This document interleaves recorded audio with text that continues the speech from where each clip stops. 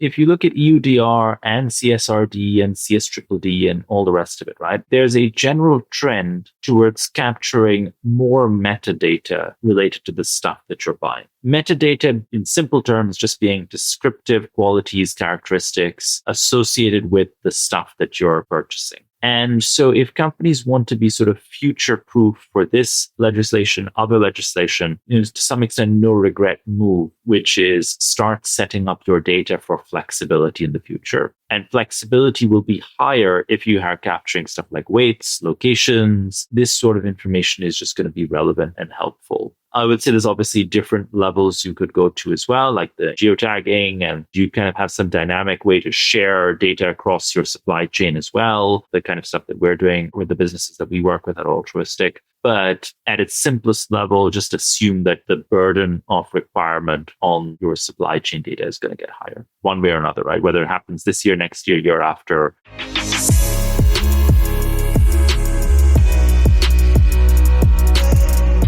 I'm Isabel Wild. Welcome to the State of Sustainability podcast, a show for professionals transforming corporate sustainability strategies, brought to you by Altruistic.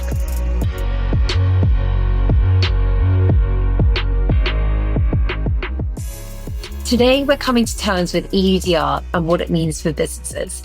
We're getting to grips with compliance requirements and how to maximize value from the data that you're actually collecting.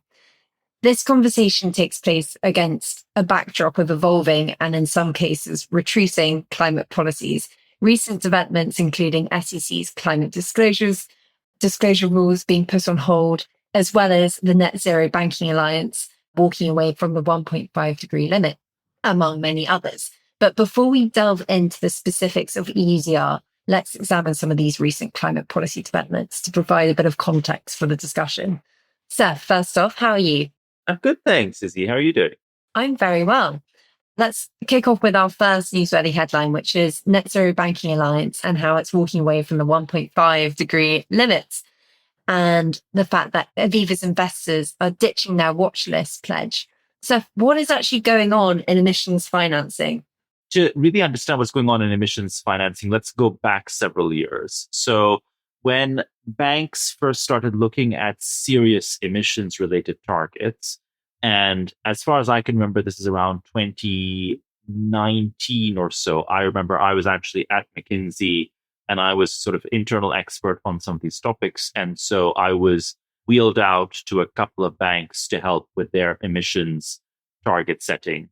And the way that we would do it is we would say, let's look at every sector that you're lending in. So if you're a bank, you're lending to, let's say, super high emissions sectors like coal, you're lending to oil and gas, you're lending to industrials, you're lending to retail, you're lending to technology, you have a few other sectors, however you cut it.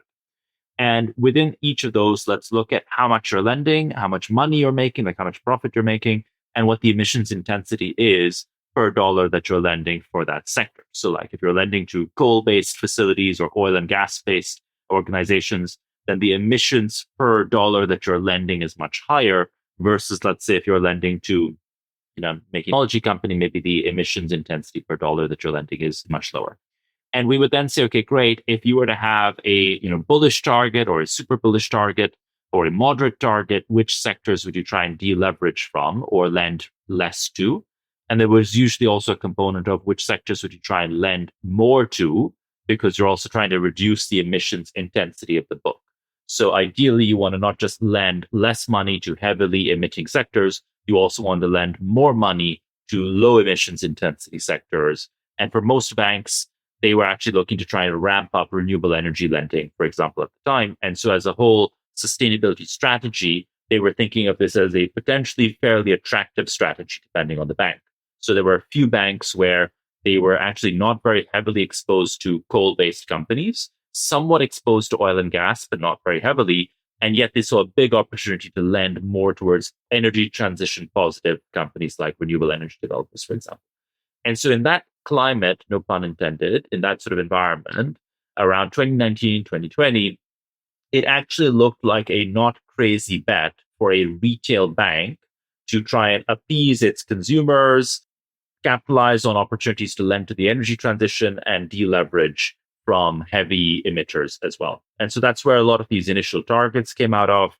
And then you kind of get the Net Zero Banking Alliance with a whole group of banks coming together and saying, look, let's actually together pledge to deleverage from heavily emitting sectors like oil and gas and coal. And that's where this alliance has its origins. Now, a few things have changed since then. Some have been somewhat moderate or slow, and some have been quite radical. One of the shifts has been that actually renewable energy boom times have declined.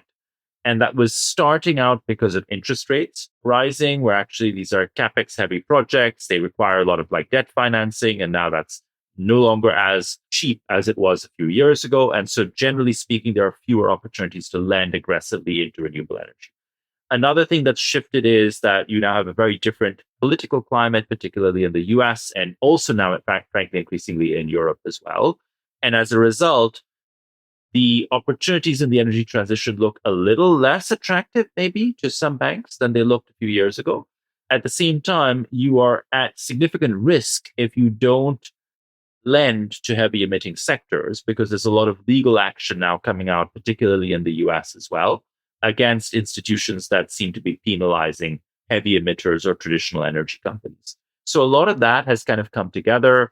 There's maybe a sense that also the consumer sentiment is a little less on the front foot than it was a year or two ago. And so a lot of these banks are feeling now like actually the cost and even the imperative to take a small step back is very different to where it was a few years ago. That's placed pressure on the alliance, which has meant that the alliance has had to adapt its requirements in order to keep most banks on board. Long answer, Izzy, but I thought the history would be relevant there. No, I actually really enjoyed that little history lesson. And what about the second that I was talking about on the Aviva investors ditching their watch list pledge? Really the same thing. I think that there's two aspects to this. One is about how banks interact, and the other is how asset managers interact. And on both fronts, what is interesting to see now is a lot of potential legal jeopardy for financial institutions that seem to be penalizing heavy emitters. In the US, particularly, there has been a sort of wave of state level action, legal action, which is basically saying that these institutions should not discriminate against heavy emitters by restricting access to capital. And so all this is sort of part and parcel of the same thing. We should talk a little bit about the SEC as well, but another trend is that investors and asset managers are getting pressured to avoid raising sustainability as a conversation topic in their discussions with the assets in which they've invested, because it is again seen as sort of penalizing, steering the conversation, and somewhat against the political and legal zeitgeist of the moment. How are like policymakers, consumers, climate groups, businesses responding to this change? Is there any backlash, or is this slightly just ebbing under the table? Yeah, so in most large organizations have a pattern for how they respond in situations like this. And the pattern is typically lean on the internal legal and comms teams, who are the teams that you rely on to help you navigate difficult situations. There are very few large companies or organizations that have not at some point had to grapple with this sort of topic. Whether it's like a product recall, companies in the news, there's like a big lawsuit. This sort of thing is not unprecedented in business. There are some elements of it which are unprecedented, like arguably the US government is taking a much more active stance with respect to company policy and corporate policy than previous US governments have done. Like whatever your political leaning, it seems to me at least that the US government is being much more active in engaging on these topics. So that is a little unprecedented, but at the same time, companies have trodden this sort of path before. And so what I am noticing is a sort of short-term and a medium-term impact. The short-term impact is that most companies are kind of clamming up a little. They are saying, let's just talk about stuff less while we figure out what we are going to do and what the policy is and what the approach is. And I see that line coming from legal and comms within the organizations. Like, let's just hold on, guys. Let's just wait a bit and just figure things out on our side before we say anything externally. And then medium term, I do expect that organizations will talk less about what they are or aren't doing, But at the same time, I think that the baseline that we were looking at in the sustainability space was artificially high. What I mean by that is that companies were talking about sustainability quite a lot, actually, over the last few years, and arguably more than made sense given how much work was actually being done, given how core it may or may not have been to the company's agenda. Like many companies that actually didn't have a lot at stake with sustainability were setting targets, talking extensively about it. So I actually think that we're kind of going through this process of rebaselining where everyone is trying to figure out the new normal for how much should they talk about what they're doing. The actual content of what they're doing, I have not seen change very significantly in the companies that I'm exposed to. Okay, so to clarify, it's actually not a strategic shift in efforts or ambition. It's just perhaps more of a communications tactic to avoid scrutiny. Well, the way you phrase that question is a little harder for me to agree with because I think it is a strategic shift in that I think that 3 years ago, if you asked a CEO in any large, let's say, consumer business, which are the ones that I know best, whether sustainability was important to them, they would probably say, yes, it's a top 3 topic for us. And they would say, we're thinking about like AI, we're thinking about sustainability, we're thinking about, something else, right? Pick your flavor of initiative. And whether or not that was completely honest or accurate, like whether or not it was a top 3 topic or a top 5 topic, there was still quite a lot of internal momentum driven by the fact that the CEO wanted to be able to say that. Like if your CEO wants to go to Davos and talk about sustainability, you as an organization are going to be thinking about sustainability in a certain way, and it is going to become a certain part of your strategy. I think that the strategic shift that we are seeing play out is that sustainability is transitioning more towards business as usual. And I think that that shift has been catalyzed by a couple of things. One is that companies are understanding what they want to do better than they did a few years ago. And so that's like just a positive. We talk a little bit about this sort of maturity curve of sustainability. That's just a positive. That's like companies getting a hang of it better. And the other is that companies are now figuring, well, actually, like there's a different set of maybe top 3 priorities. Maybe sustainability isn't top 3 or top 5, probably still top 10, but we are going to focus on a few big bets in sustainability and make those very operational and make those very much aligned with our business as usual. And we are going to do less on the kind of crazy frontier. Like you had a lot of these projects happening at the crazy frontier. Like we're going to map every aspect of our supply chain for sustainability and kind of run 20 or 30 different pilot programs at huge expense. Like that sort of thing is just not happening anymore. So I would say it is a strategic shift. It is just you kind of have this clamming up in the public space and a lot of stuff still happening under the surface that we're seeing as well. And in replacement, because as you said, being able to talk about these things, being able to communicate them was quite a good lever for getting more funding or getting buy-in. In as not having that as a lever, what other levers would you rely on more so from a kind of sustainability professional perspective to fill the void? Yeah, so you see, when you're talking about getting more funding, you're talking specifically about the sustainability team. I would say that the best thing for any sustainability professional to lean on is business value. This was actually true last year and the year before as well. It's even more true this year. You need to think about why this makes sense for business. Why does this help us reduce cost, increase revenue, increase stickiness of our value proposition, improve brand? And the same way that you would think about any other initiative, you have a prioritization within that. So most companies will tend to prioritize immediate cost reductions or near-term cost reductions over medium to long-term revenue gain, for example. And the reason is that the cash value is just higher. The time value of money is just higher. If I can take cost out of my business now because of energy efficiency, packaging reduction, something in that vein, that is just more valuable than the potential promise of more revenue next year. At the same time, more revenue next year is more valuable than the abstract brand protection advantage that I might be able to get by being seen as a more sustainable business. So there's a defined hierarchy that is not new, is not specific to sustainability, but it just applies to sustainability more this year and going forward than it did previously. Sustainability was in a somewhat protected zone for a bit of time, and I don't think that's true. Yeah. Cool. Okay, I'm going to take us on to our second headline, which is about the SEC climate disclosure. So the SEC's climate disclosure was approved in March 2024 after a monumental effort. I think they had about 24,000 different stakeholders giving feedback on this.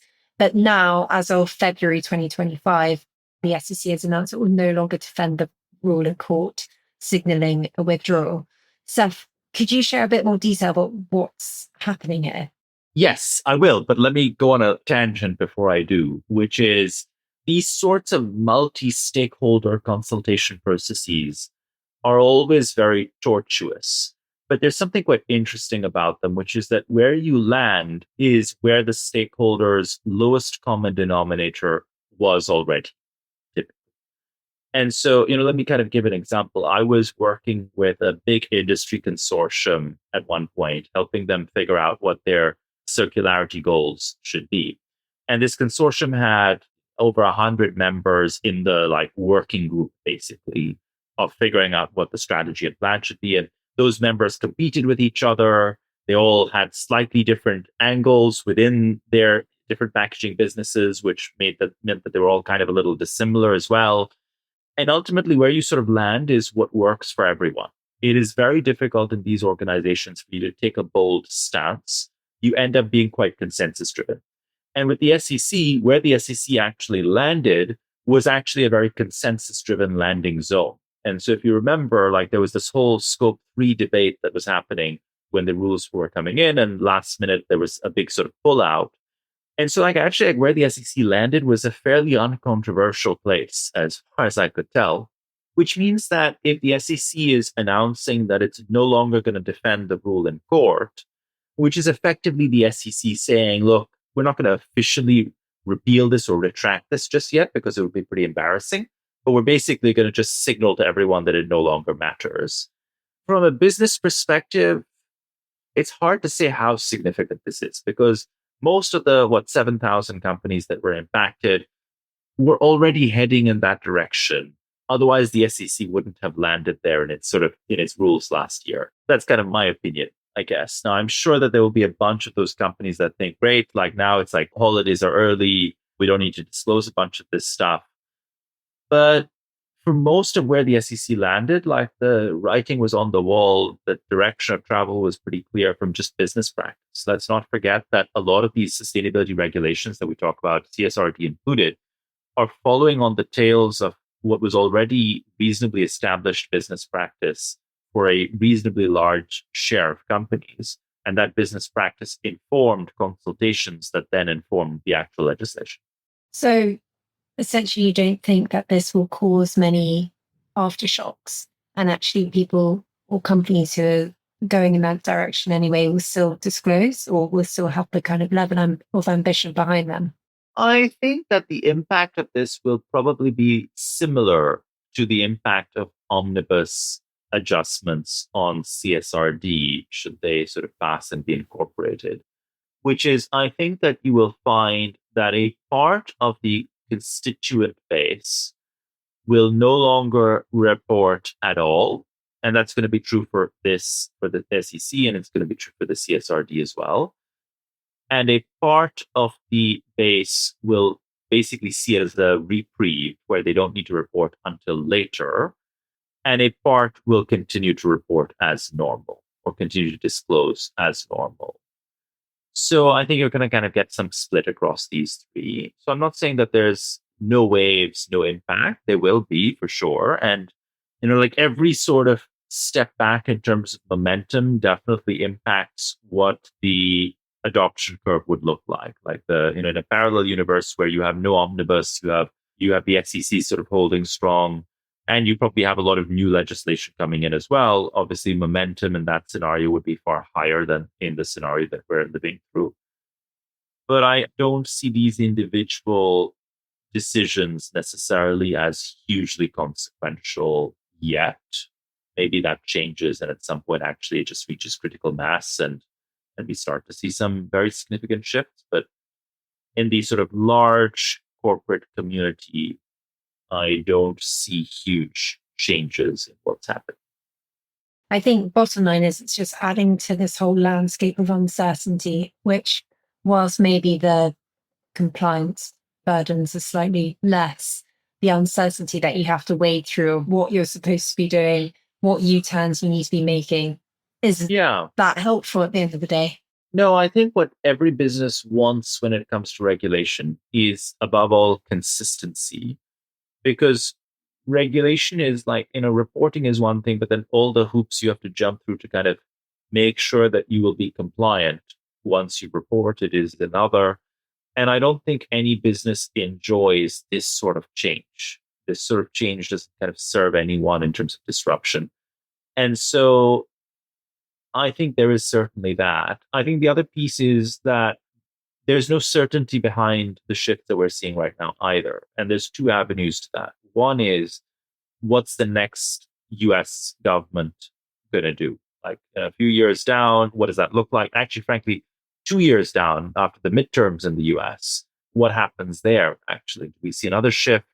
And what does this mean? And then also, you have all this sort of state level legislation in the US as well. Who knows where that's going to land in this kind of patchwork of compliance requirements. So it is feeling a little like a lot of chaos. And I don't think any business enjoys that. Yeah, and I think this kind of unfortunately is a good segue onto EUDR, because that is another slightly chaotic compliance area. But I'm going to give a quick explainer about EUDR, although I know a lot of our listeners will be very well acquainted with it. But EUDR is European Deforestation Regulation, which is essentially designed to stop deforestation. It affects all companies that sell any of the affected commodities or any derived product of them.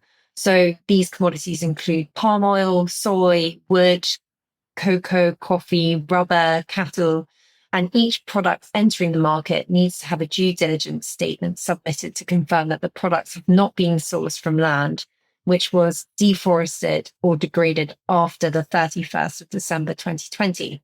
This is supposed to come into effect on the 30th December 2025 for large operators and the June 30th, 2026 for SMEs. But watch the space, because a lot of us know that this got pushed back from 2024, and there's some signals suggesting that perhaps it might be pushed back again.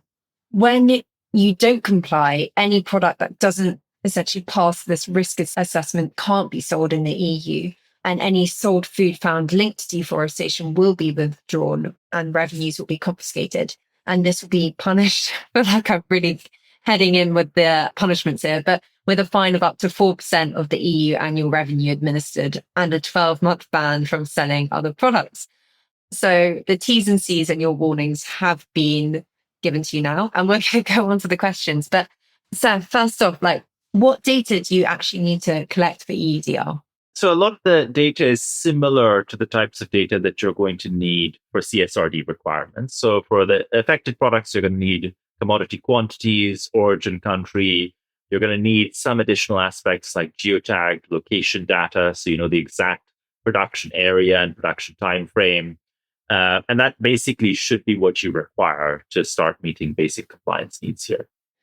And maybe just to backtrack, will EUDR be impacted by Omnibus? Do we need to highlight that here? No. Omnibus is specifically targeting CSRD and CSDDD. EUDR is seen as a sort of separate piece of legislation that is not going to be impacted directly by Omnibus. I think there might be something around just the types of companies that will be caught. So Omnibus is excluding SMEs, for example, from its scope. I think it's very likely that there'll be something similar for EUDR as well. That said, there's, of course, also challenges to EUDR, as you indicated. And so it may well be that EUDR gets watered down in its own right. There are a few areas that I would expect more challenges to be discussed around. Whether that leads to watering down or not, I don't know. One is the types of companies in scope. So again, would it be limited to even fewer companies?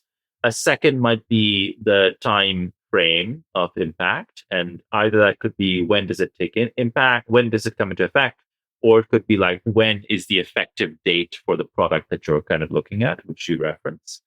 And then I think the other piece that is interesting is, do you get some countries that are exempt from EUDR requirements? And there are two types of challenge coming to country level inclusion.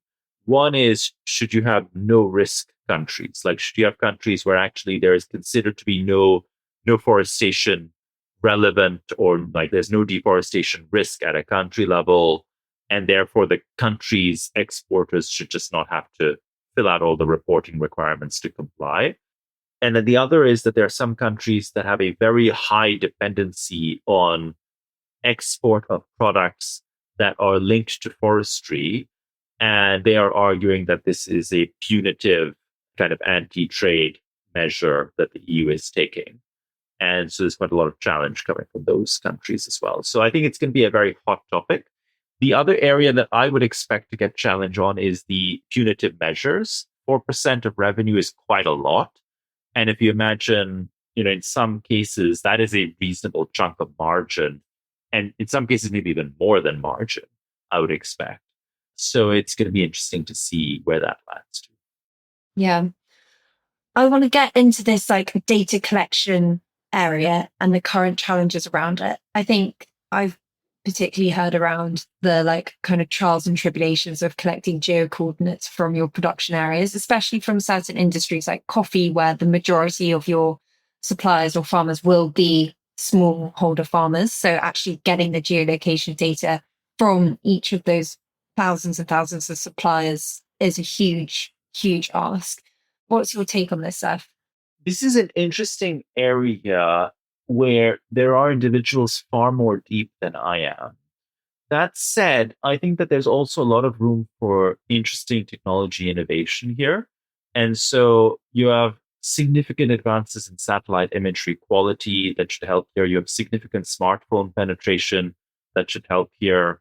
One of the questions that I find interesting is around, like, someone described this to me, but if you think about like the actual density of the forest, and you then think about like deforestation impact that might actually not be visible because of the density of the forest, might actually not be visible from the imagery, but you can kind of tell it at a more local level within the forest environment. There's interesting stuff here to explore. I think that obviously from a business perspective, even if there is emerging technology that can help solve the data problem, that is an expense. So I would not be surprised that most businesses will push hard against it. That said, in a competitive market, raising the barriers to entry is generally a good thing for the incumbent or for the business that manages to excel in that environment. And so, just to give you a parallel, in the shipping industry, some of the biggest proponents for regulatory, like for higher regulatory barriers, are the largest shipping companies, like the Maersks and the Hapag-Lloyds and others, because they actually want to keep the bar high, which ends up favoring them versus a lot of the smaller shipping companies, the sort of challengers against them. And I think the same will be true in this space as well. The companies that manage to really master getting through EUDR requirements will have a big advantage versus a lot of the other players that are struggling to sort of master the technology and the data requirements to compete here.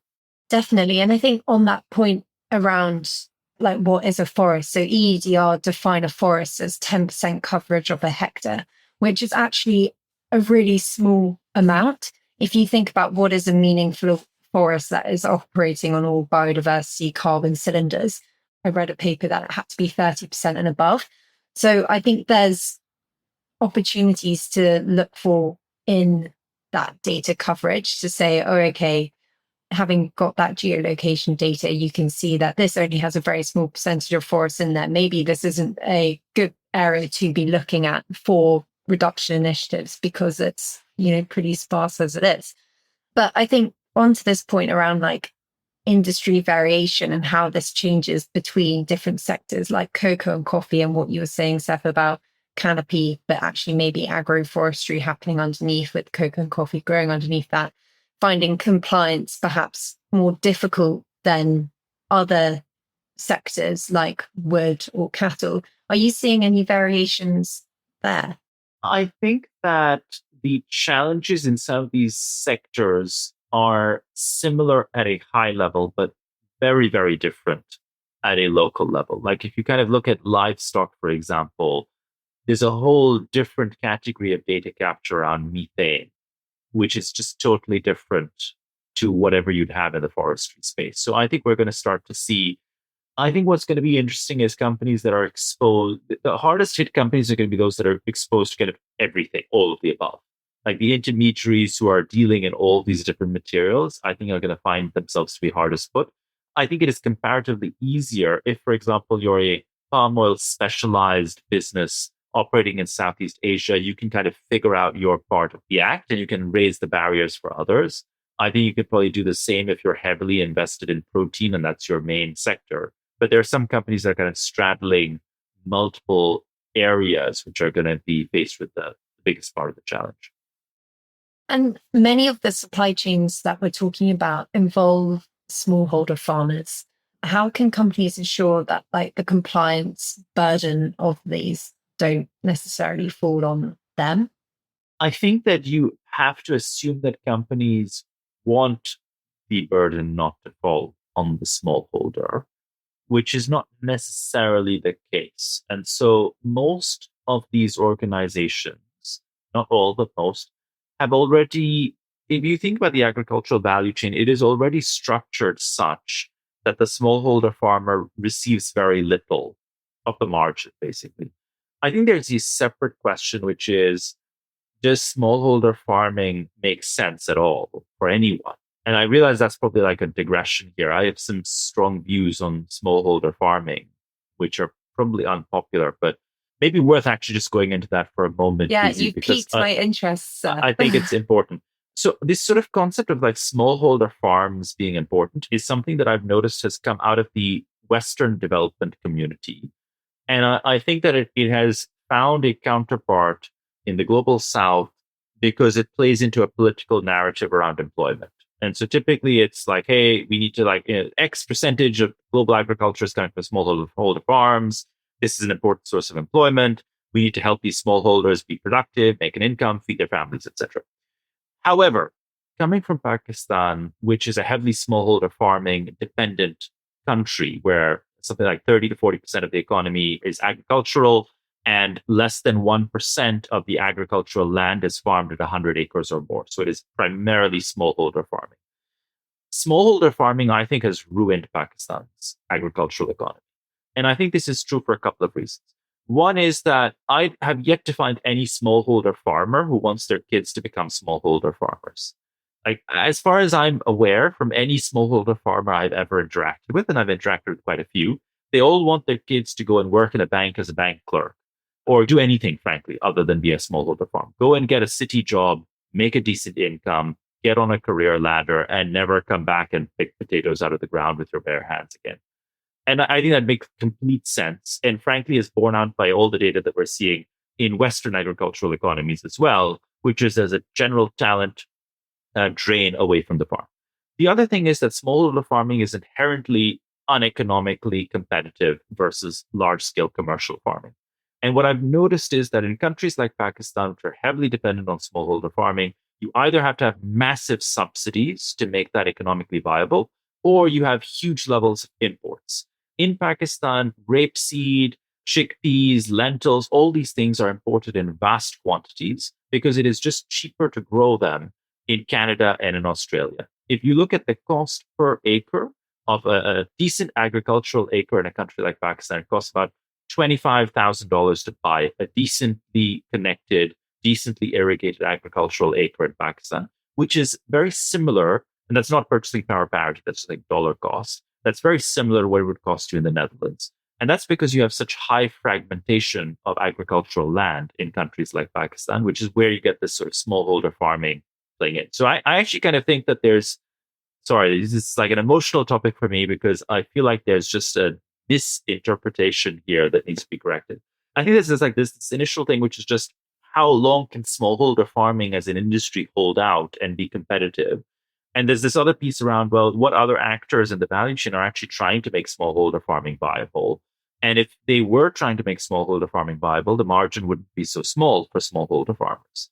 So I actually think that most large corporations will probably try and push some element of this upstream to the farmer. I think there's only so much you can do because most of the farmers in most of the affected regions by EUDR and similar legislation are not going to be data centric, data savvy, in some cases, not even literate. And so I think that there will be this element where maybe intermediaries try and push this on to buyers, commodity traders, potentially even fertilizer and pesticide and input sales channels as well, which usually have some of the best connectivity to farms. So I think there's going to be just an interesting set of chaos here that will find its own equilibrium. So, given this backdrop that we've just spoken about, what steps should companies be taking right now to prepare for EUDR implementation that might happen in December of this year or might be pushed back? I think that if you look at EUDR and CSRD and CSDDD and all the rest of it, right? Like there's a general trend towards capturing more metadata related to the stuff that you're buying. Metadata, in simple terms, just being descriptive qualities, characteristics, associations associated with the stuff that you're purchasing.